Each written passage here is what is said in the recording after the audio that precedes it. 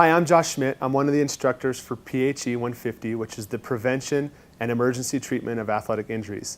You're about to see several videos for taping such as ankle, wrist, some compression wrap, so that it'll help you review during the time of studying that you need for this class.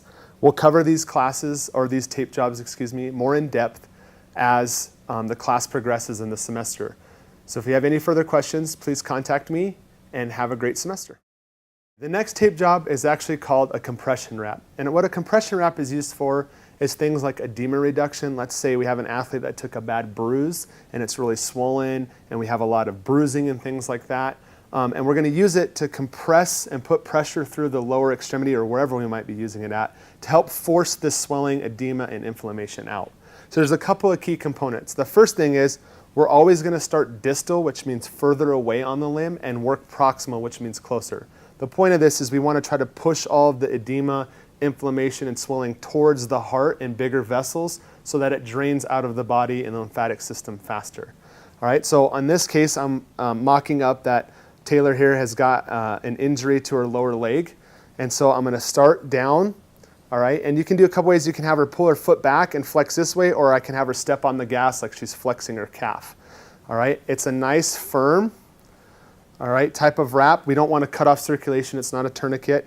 We're going to halfway overlap just like we did on the ankle tape job and work up as far as we need to. Now, if she has a small bruise, we only need a wrap about this area. But for this scenario, we're going to pretend that she fell really hard and her whole lower leg is bruised. All right, so we're going to work back down once we get as high as we need to.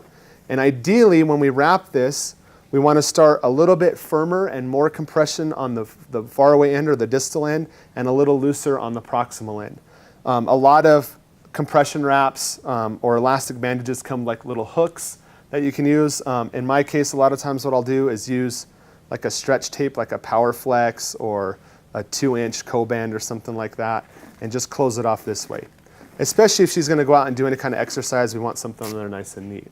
The only other thing you need to check is make sure they have good circulation, obviously further down from where you wrapped it.